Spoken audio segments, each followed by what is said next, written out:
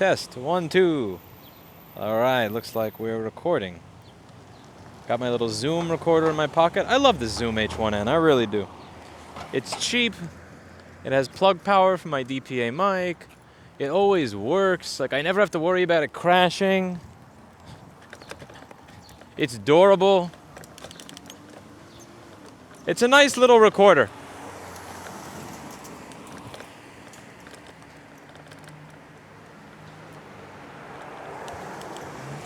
I like my little Zoom H1N. I use this, a lot of people ask me what the mic is that I use. It should be in the description for these bike videos. It's a DPA, I forget if it's the DPA 4065 or the DPA 4066. It's the one that looks more like a coat hanger, but they both use the same capsule. Yeah, they're both using the same capsule, I believe, the 4065 or the 4066. An omnidirectional microphone means that you don't have all that, it deals with wind noise way better because you don't have because it's not a cardioid pickup pattern. Cardioid pickup pattern does not deal with wind and plosives very well when it's right next to your mouth. You know, any minor movement of the microphone and it changes the sound signature as well as the volume drastically. So for those mics that go right next to your mouth, cardioid, you can usually tell when it's a cardioid instead of an Omni. The idea is not to use a cardioid mic, it's to use an Omni but have it as close to your mouth as humanly possible so the signal to noise ratio is really, really high. And so that someone asked, do I use an Omni or a cardioid? This is an omnidirectional, but the reason you can hear me so much better than everything else, is because this particular Omni, I can put, right next to my mouth and not have to worry about plosives or proximity or any sort of the crap that you usually have to with a lot of the cardioid ones. So I'm excited. I spoke to a polling firm today about getting started with a poll in Massachusetts, just some market research, figure out what people think of right to repair there, what they know about right to repair there, what are their misconceptions, if any. And I'm very curious to learn this information before we figure out whether or not a ballot initiative makes sense in that area given the budget that we have at this point in time. So I'm kind of excited. I had a really, really candid conversation with Assemblywoman Fay in New York today. They were, they kept saying well-funded opposition. So I just said, just out of curiosity, I'm a lay person, so I'd like your perspective as a politician. What does that mean? So, for instance, when I go to a hearing and I hear them say something along the lines of, when I hear them say something along the lines of, magtrometers and microwaves are going to explode. It's kind of ridiculous, but how does money take what they said and turn it into something that people listen to? So this bad argument, but how does bad argument plus money equals bill? Like, what is the mechanism that makes that happen? I'm just curious because, this GoFundMe raised over $700K. And I'm kind of curious. I read this one Ted Cruz op-ed in the Wall Street Journal, and he said, over 8 or 9 years, he took, I think, $2-point-something million. When you do the math, I did the math, it came out to $288,000 per year. Back of the napkin math there. It was about $288,000 a year. So that's pretty fucking cheap to buy a senator. So I was just thinking to myself, we raised $700,000. That should be at least 2.5 years of a senator. Now in New York, I know the cost of living is much higher here. The property taxes are higher here than in Texas. Your cost of living is higher, your sales tax is higher. So maybe we could only afford 1.5 years of purchasing a senator in New York City. But, again, that's just what I got when I read that article. It was like, damn. Because he's talking about Boeing and, limitations with Boeing that benefited them. He's talking about, looking over back tax bills, looking over the MLB and the, monopoly designation, all sorts of stuff. Maybe we don't do that, and maybe we stop taking money, where it's kind of seemingly implied that you looked over that shit for money. And one of the comments I keep seeing all over the place on the internet is, damn, that's cheap. And that's what I thought. It's like, man, I raised only fucking 12% of my goal, and my goal is still at the absolute low end of what the firm said you're going to need to pass a ballot initiative here, have a chance.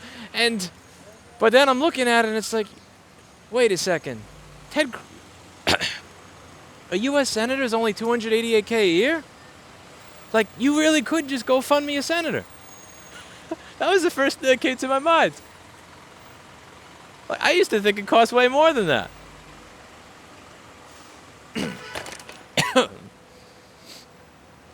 There was way more fumes coming out of that Jetta than I'm used to seeing come out of the other cars that I'm looking at.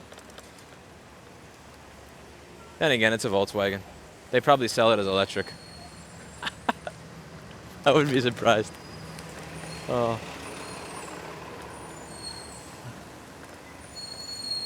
Volkswagen is proof that it's really difficult to keep a conspiracy a secret unless you have multiple parties that all have their own separate incentives for something bad happening, so the way that they don't have to collude. If it requires actual collusion where every single person gets together and says we're doing this one thing that's wrong, here's how and here's why, it's probably not going to happen without it coming out. Conspiracies often have a way of coming out. The things that I think a lot of people think are conspiracies that aren't conspiracies, it's just 20 people that all just so happen to have their own different interests that align at one particular point where one particular thing happens, and they all encourage that one thing to happen, but they're not really working in tandem with one another.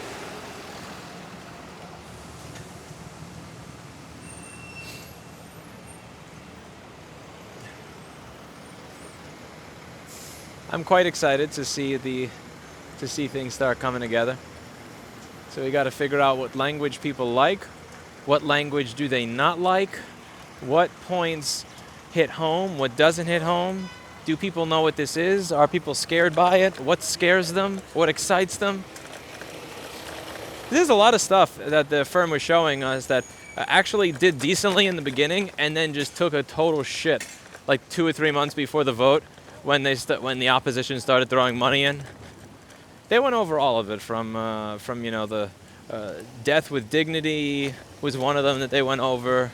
They went over marijuana. They went over ranked choice voting, bunch of different stuff. And it was really interesting. You could kind of see what the public opinion was of something and how it polled, and then you could see how the public opinion polled after opposition money and ads were thrown into it. And holy moly, mother of... Like, it's really hard for me to believe that standard advertising affects this.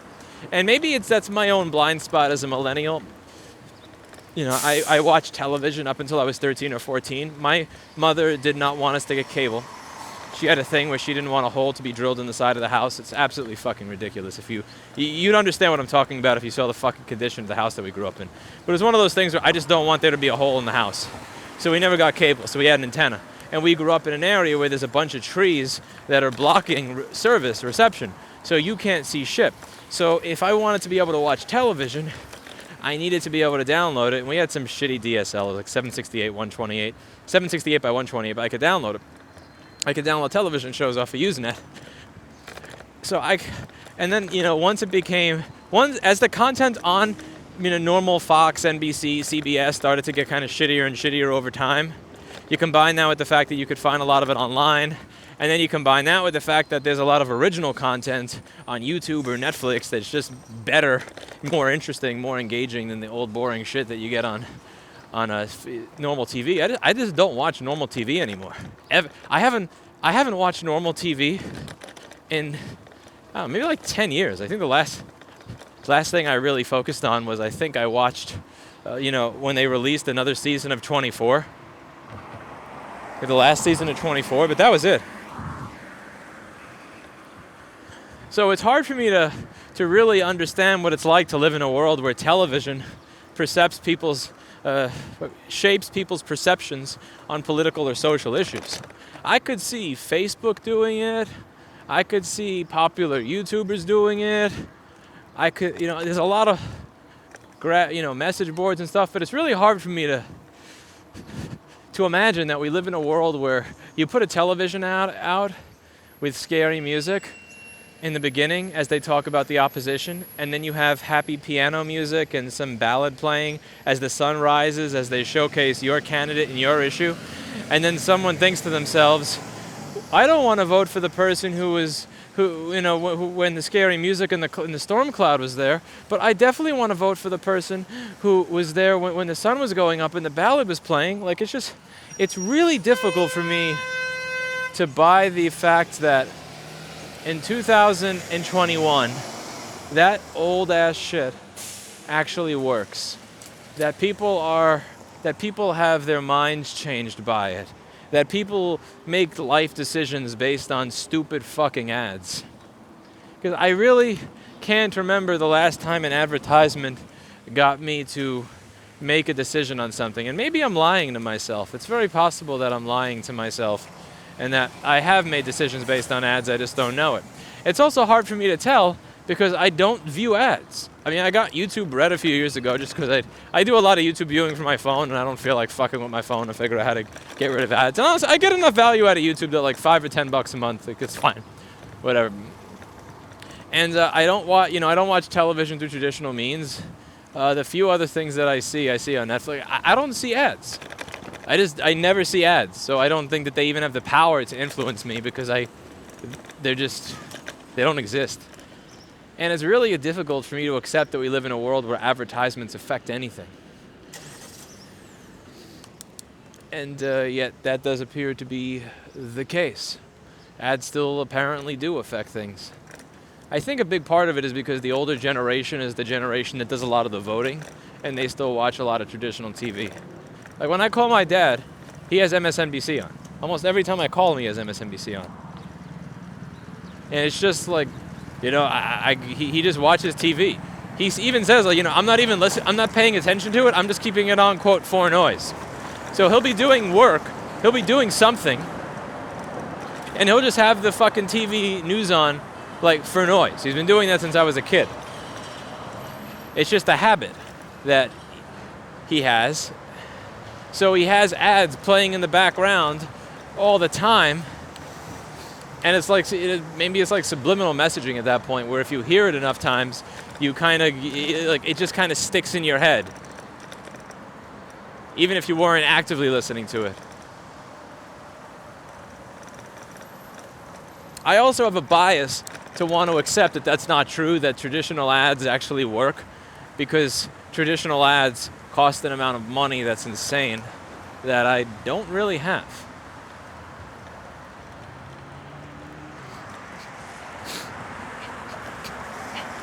Like, I'm really counting on the guerrilla tactics kind of campaign. The show up on Joe Rogan, show up on Sam Cedar, show up on David Pakman, show up on Shapiro Sunday Special, show up on Tim Pool, show up on all, Patrick Bet-David show, show up on all these people's shows and discuss what right to repair is, why it matters, what pisses me off when I hear people say magtrometers are going to explode in mass, what pisses me off when they say right to repair is affecting your health, as if to imply it's affecting you negatively when the very agency that they're citing releases a report saying right to repair is crucial for American healthcare infrastructure. Get people engaged, get people excited. The thing that's semi-depressing there is I've kind of failed as an influencer on both fronts. Like, I don't have the money to do it the old-fashioned smoking cigar, hire a lobbyist, pay to 5 to 20 million, have them put out a kick-ass campaign thing yet. I also don't have the social media clout to actually get return emails from virtually all of the above. I tried. You can't say I didn't try. But I kind of failed there. Except with Linus. Although I don't even know if I can count that as success, because I actually had not written him the email yet when he did his video. So he did the video before I even had the chance to email. I asked Mr. Beast about sponsoring a video, because I see sponsors in those videos, so I don't know how much that costs. I was going to pay out of pocket, like from my money, not from the 501c4's money, to be clear. I offered, I would have paid like 10K or so for a shout out about right to repair in a video. But he probably has 400,000 emails a day from people saying, give me money, give me money, give me money, give me money, give me money, give me money, give me free money, I want free money. So I can't really blame him for not covering this. Although the offer remains. Would pay to have Mr. Beast mention right to repair. Now people say, what the fuck is the point of that? You know, its audience is all 12. You know what 12-year-olds do? They bother their parents. You know what their parents do? They vote. And the parents are going to be the ones that watch the stupid ad. And then I need the kid to be able to, you know, smack the parent and say, do you not want to be able to fix your device? Remember when you were young and you were able to buy stuff to fix your own stuff, to fix your own car, fix your own whatever? They don't want you to do that. Oh, that's what it is. But I don't want my data to I don't want Louis Rossman to be able to hack my Facebook account because of this bill passing. And then the 12-year-old kid, which knows way more than their parents do about technology, is then going to be the one that says, no, that's fucking dumb. They're lying to you. They're lying sacks of shit. And then the parent goes, oh, okay, cool. Because as much as my parents and I at times had turbulent relationships, particularly with my mother, my God, that's a 12-day-long series in and of itself, but we're not even going to fucking remotely touch that with a 10-foot pole right now. When it came to anything remotely regarding technology, even when I was 10 years old, she trusted me. Because she was completely illiterate when it came to technology. So any of her common misconceptions, I would just, if I heard her talking about it, I would put in my opinion and she would ask a question and then I would give her an answer and then she'd go, oh, okay, cool, thank you, I learned something.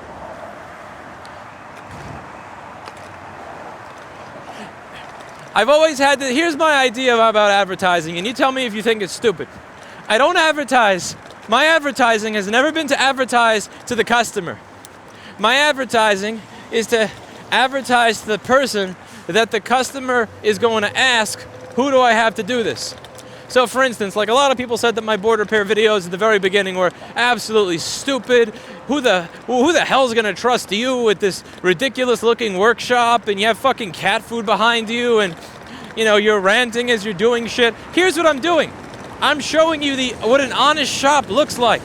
I'm gonna attract people to those videos that want to watch an honest shopman work. They're gonna watch. Because they don't want to watch a video where you have some stupid fucking ballad music playing as there's this 90-second edited clip of a Zaumau picking up a chip and then I say at the end it's done. Email us if you want your stuff fixed. No one wants that. That's fucking boring. That's advertising. You're advertising directly to your client there. My strategy has never been to advertise directly to the client. That's not what I'm doing. My strategy is I want to advertise. I want the people that are that know their shit to watch and go, that's the dude I would want to fix my MacBook someday. Not that I would ever own a MacBook, but that's the guy. And then when their relative has a broken machine and posts on Facebook and says, my MacBook's not working, all the people in their life that are super, super technical, whiz kid, engineer-like people or super fucking soldering nerds are going to say, you send it here and no place else, because they're viewers. I'm not marketing to the person that is going to be my customer. I am marketing to the people who have authority, to the people who are going to be my customer. And it's the same thing when it comes to voting. That's why it's not just about advertising to your target demographic, because at the end of the day, an ad is an ad, and an ad is not trustworthy. An ad is not trustworthy. That's why my videos aren't ads. They're realistic experiences that build trust with people who other people who need my services trust. And same thing with this. I want the people who are political junkies or technology junkies to know what this issue is, to understand it innately. I also want the people who are going to be influencing the people who are actually voting to know what right to repair is and give a crap about it. Now, can a 10 or a 12-year-old vote? Nope. Can a 10 or 12-year-old talk to their parents? Yep. Will a 10 or 12-year-old correct their parents if their parent actually believes a commercial that says that you're going to get beaten in a parking lot or your Facebook account is going to get hacked and your information is going to be sent to your to your wife about the girlfriend or the affair that you've been having, that you've been hiding from her in your Facebook messages if Lewis is able to fix your phone? That's where the kid comes in and says, nope.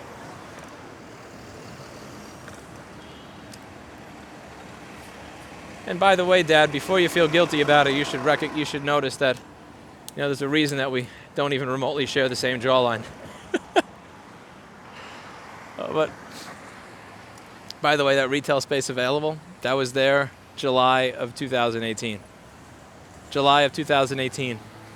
They were so snarky to me when I was discussing the space and the price and all that. I remember lots of snark. Yeah.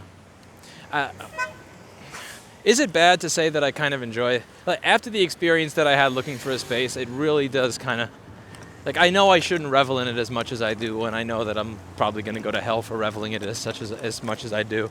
But after listening to all those people day after day say, you're never going to find anything, this is ridiculous, these spaces are going to go. It was a green light, and he went to run for it anyway. But he stopped. But this is why I like having my hands, always got to be alert, always got to be ready for someone to commit death by bafang. Death by bafang is not just getting hit by a car, it's not just getting a battery exploded on you. Death by bafang can be when the bafang hits you, because you run into the street when there's a red. But there's something that I enjoy about seeing all these empty spaces years after everyone said, you don't understand the market. You're inexperienced. Your expectations are crazy. Nah, mofo. No. You wanting $20,000 for a space that's smaller than the average viewer of mine's fucking garage. That is out of touch with reality.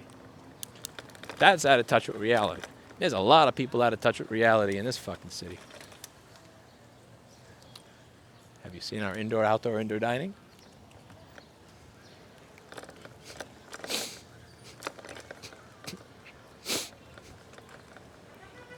By the way, someone asked in the last video, do you plan on making it mandatory for employees or customers to get vaccinated? Since I got vaccinated, no.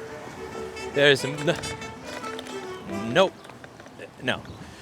So there's only one circumstance under which I could even remotely consider that, and I'll explain it.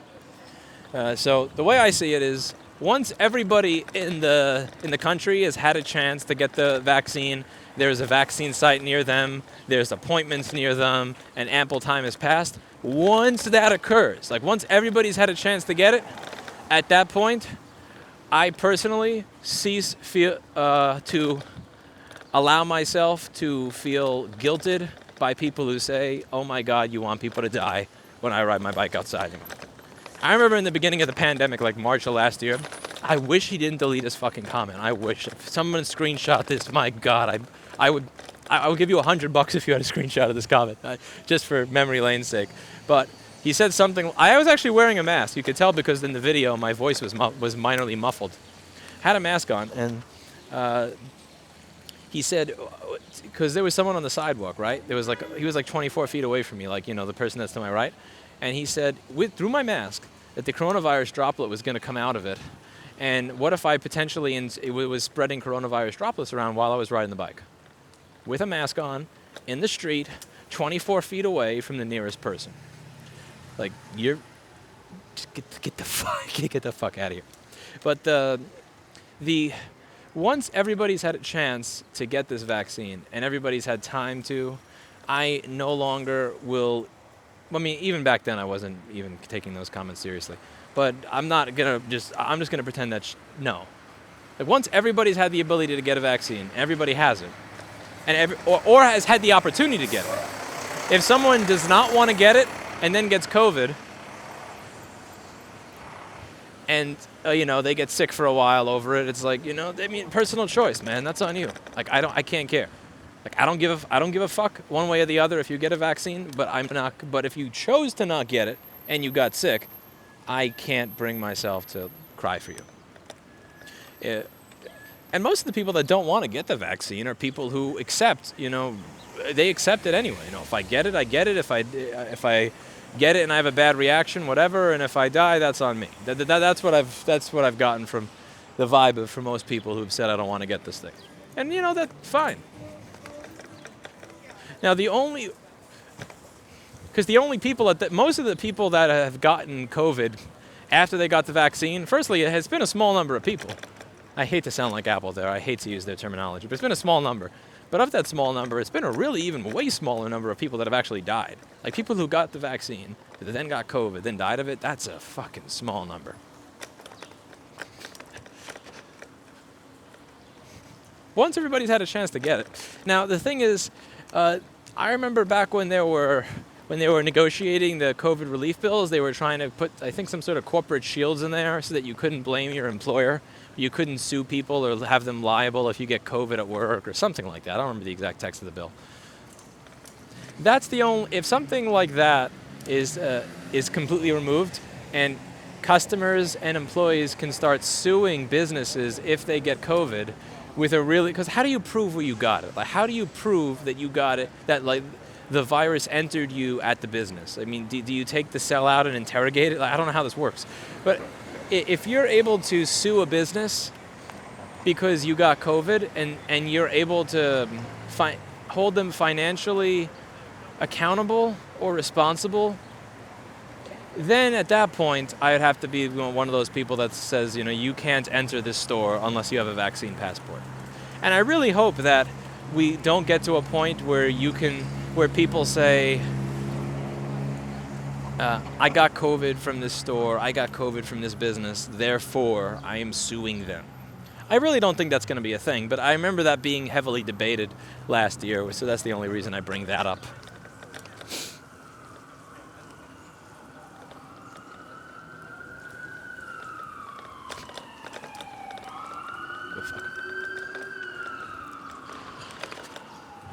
So again, if we live in a world where where I could be held accountable, if someone here gets COVID and then I get sued for $250,000 or something, that's different.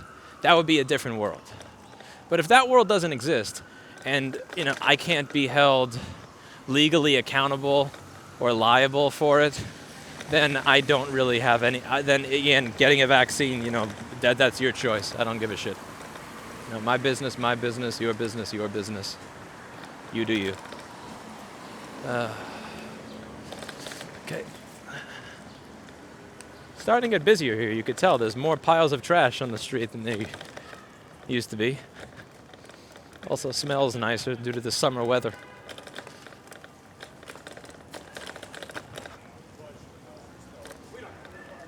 You do you.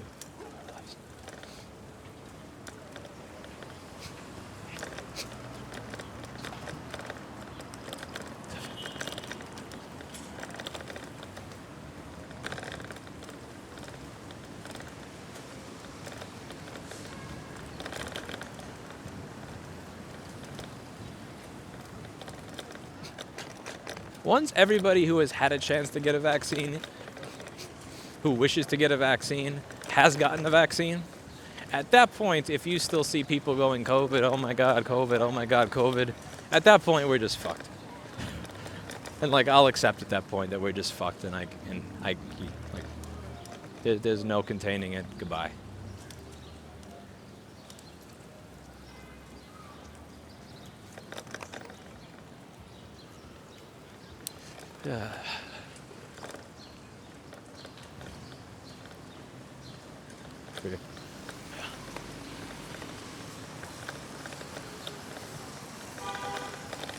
Ooh. NYC Homes LLC for rent. Now this is a fancy school right here. I think this is Parsons New School. Look at this building on my right.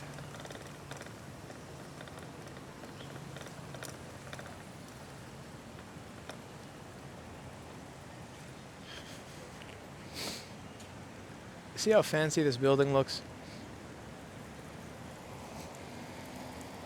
I don't know why at some point parents didn't just tell their kids, when I went to, listen, I know there's inflation. When I went to college, it was $5,000. So I thought when you were going to go to college, it would be like 15 or 20. You're going to a college that's like 120, 180, 200. That's not a good idea. I'm just going to throw it out there. That's not a good idea. Because it allows them to do shit like this. You know how many people probably have a college education, have student loans that are like $200K instead of $20K? You know where it goes? To make the building look like that.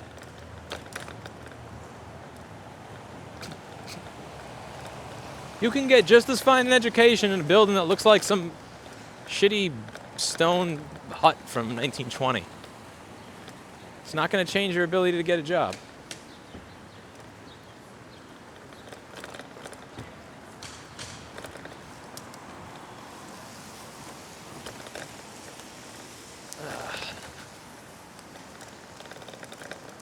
I really didn't have the faith in it. Like just thinking back to 2008 and 2009, I just remember going to college and like once I was able to just start making a couple of $100 a week, just a couple of $100 a week, I was so excited. I just thought, once I hit 1,000 a week, I thought, okay, so 1,000 a week, 52 weeks, oh, okay, 52,000 bucks, okay, 52,000 bucks ain't bad. So if I go to college, I'm supposed to be able to make, I don't know, 60, 70, 80.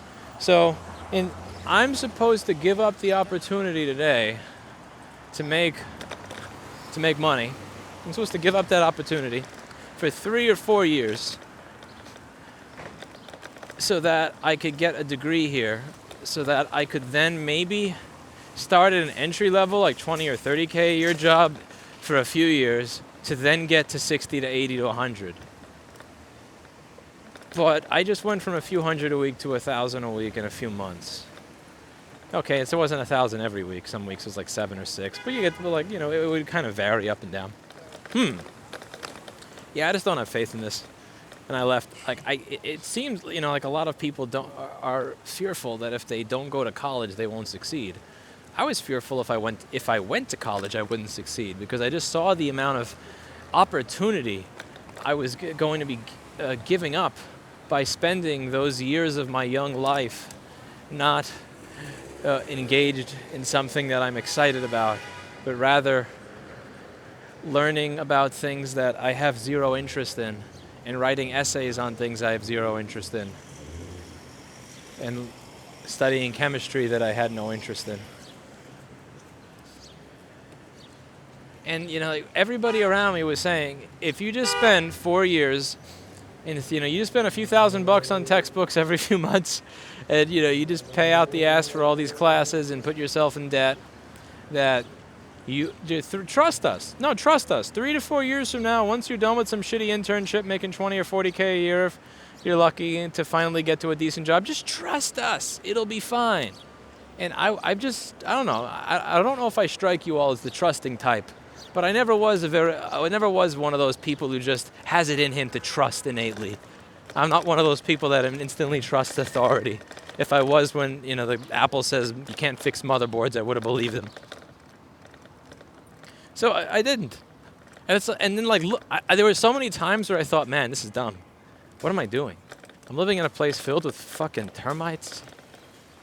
Like, I remember my friend Jake showed me this video on YouTube, and every time I would give him shit, he would bring this video up and laugh at me. It was kind of his way of saying, because I had a little streak. Okay, I had a little streak where I was doing we took different paths in life. He continued to pursue his dream. I gave up on my dream to do this MacBook bullshit, and he would and we would go back and forth. Sometimes be having good days, sometimes bad days, and every time I was having a good day, he would bring it up on his phone. There was this little thing. There was this video of someone taking a hammer to a foldable screen and going AMOLED.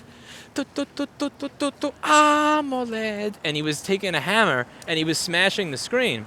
And as that's nice. He literally opened his car door to spit. That is such a New York thing to do, to my right. So, and this person is taking a screen and smashing it, like just beating the shit out of it, and nothing happens to it. It's still playing the music. It's still playing the music video, whatever the hell it was showing on the screen. And I thought, well, at that point in time, like 99.999% of my business was replacing broken screens. Because back then it was actually profitable. You buy the screen for $58, you replace it for customer for $130 to $250, depending on year, model, difficulty, all that shit. You do your house call, you spend your 20 minutes on it, you leave, you collect your money, and again, it was good money for my early 20s. It was a good deal. I got to meet a lot of different people in a lot of different offices, visit a lot of the city, see how other people live their lives, get a little.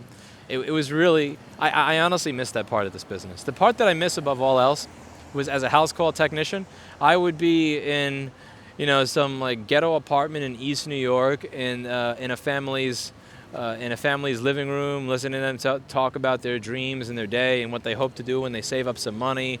And then, an hour later, I would be in this, insurance executive's office on Park Avenue. It was really cool for me in my early 20s and late teenage years to be able to see all these different people in their different places. I really do miss that part of the business, because that gets taken away when you have a store. Because my work is not really doing that anymore. My work is, I go up to the front, I go to the shelf, I take a device out, I fix it, I send email, I put it back in the shelf. You don't have as much of the element to it anymore. Even when people walk in the store, you don't get to see them in their natural habitat. But I enjoyed that.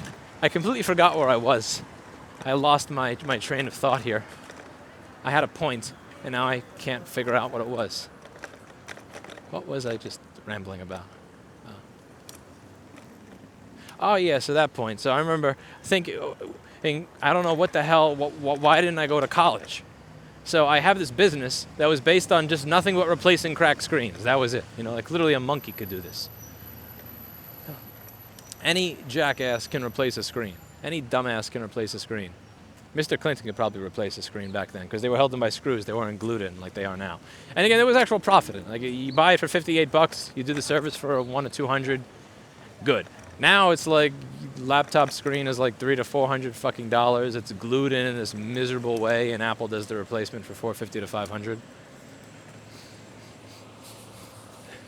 Because they told the screen manufacturers not to sell to anybody, and the screen manufacturers pussied out and listened. So, but I saw my profit kind of slipping away, and then my friend would just show me the stupid video of someone taking a screen with a hammer and beating the fuck out of it, and it working. And he would just look at me and say, "Lewis, this is your future." Every time I got snarky or overconfident or a little cocky, he would just take that and go, "Lewis, let me introduce you to your future." Because obviously those screens wouldn't fucking break, which would mean that I would be going back to Model Sporting Goods making $6 an hour, living in some project apartments in Newdorp in Staten Island. And that was funny. Yeah, I had my moments where I thought this, maybe I made the wrong decision. And like, looking back on it, as a 32-year-old, the best decision I ever made in my life was to drop out of college. I'm sure there's a bunch of people that are going to give me shit for that and say, "You're encouraging the next generation to do the wrong thing. How dare you? You're a bad influence." I don't give a fuck. I don't give a shit. The best decision that I made was to drop out of college. Education is an amazing thing. Education is a good thing. People should be educated. I believe in education. Going $40,000 to $100,000 in debt when you're 17 to take a bunch of classes that are unrelated to your actual core interest, and being forced to choose a core interest that young before you have any world experience, that's insane. That's crazy. So there's two main problems with it. A, you need to choose, okay, this is what I'm going to do for the rest of my life, before you've had any experience in the world. You have no idea where you fit into the world, none whatsoever, but you got to choose something immediately. And B, you're going to take so many classes that have nothing to do with your core thing you want to learn. And it's supposed to make you a, quote, there's so many excuses for that. Like, one of them is it makes you a, quote, more well-rounded person. The other excuse is the way you do one thing is the way you do everything. So if you take, so let's say that you want to become an electronics engineer. I don't know, maybe there's some stupid course in, I'm just going to make some shit up here. Like, there's a course in, 11th century English literature or something. You have no interest in that. But the whole idea is you need to prove that you can learn things you don't want to learn before you get to learn things you do want to learn. I hate that concept so much. There are so many concepts that I don't understand. Like, a lot of you give me shit because I use open and close for transistors incorrectly. I use the word open to say electricity is going to go through it, when that's literally the exact opposite. A transistor closes when it lets something through, which, I mean, is beyond, like, I understand why that's the case, because I get it. it's like a bridge opening or close, whatever. But I still get that wrong to this day. Yet, do I not do electronics repair to a really high standard of quality and figure out how complex circuits work, what their failure mode is, in a manner that allows me to provide an economically viable service to a high standard of quality to lots of people? I think I do. You know, I have chosen to not fill my brain with things that don't matter. And there's a lot of stuff that doesn't matter. And I don't bother filling my brain with it. Like, whether or not open or close is the right thing to say, like, you may look at that and say, that's fucking stupid. That's the first thing you should learn. That's literally the last thing I learned. That's the last thing I learned. I think I learned that 4 months ago. I'm not kidding. But how many of the people that know that would sit in front of a brain-dead 820, 3787 and have no idea what to do? Actually, that's a bad example because I don't even think Paul would know what to do with that. Okay. But you get the idea, though.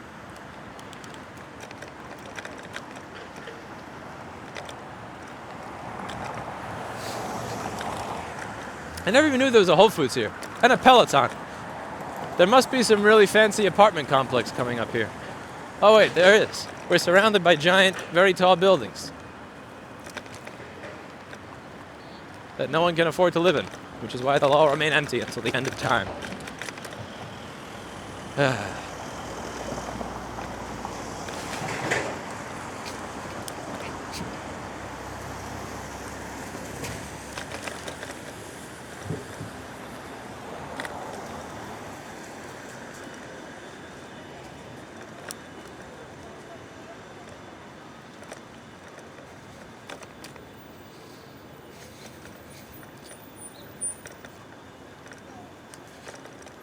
So I picked up a couple of things that would allow me to work while traveling, like if I want to do a video or I have to do a Zoom call and I want it to be a little bit more professional and proper. And also if I wanted to do any kind of, I don't know, walking up to people in Massachusetts and saying, hey, what do you think of right to repair? Do you know what it is? That kind of fun stuff. There's just a couple of things I need in order to be able to do videos on the go. So I picked that up. I picked it all up at B&H, besides the camcorder. I bought the camcorder used on eBay. Odds and ends like cables, I've said this before in the past that I buy most of my stuff used, except for cables. Like I feel weird buying used cables. It's kind of like buying used underwear. So I have a couple of things that I couldn't find used, but I don't want to get used, that I'm going to be picking up from B&H. I have a rule for going to B&H, which is that I will only purchase online. I will not shop in the store. Because if I actually spend time shopping in the store, I am going to go broke. Yeah. Paul can't walk in this place and walk out with only what he intended to buy. It's not possible for him. And it's very not possible for me either. I could spend hours researching all this stuff that I don't need. And then, like, when I think about who's watching my videos and what people expect out of them, and like, it's so easy to go down that rabbit hole of, but Matt, I want the bigger sensor, or this camera allows you to use a lower ISO and have it the same amount of light come through. And it's like, no. Yeah, that camera's like $10,000, man. Nobody gives a fuck. At the end of the day, it's pointed at you. So remember that. So I got this used cheap old Sony on somewhere. And I'm going to pick up the rest of what I need here. I'm going to put my mask on, be a good citizen of New York before I go in. And I'll see you all. Oh man, that sucks. I like this place. Skyline Diner wasn't bad. What happened to this? Shit. Oh. Cuomo, what'd you do? Oh, that's kind of sad. Oh well. Anyway, I'll see you all later.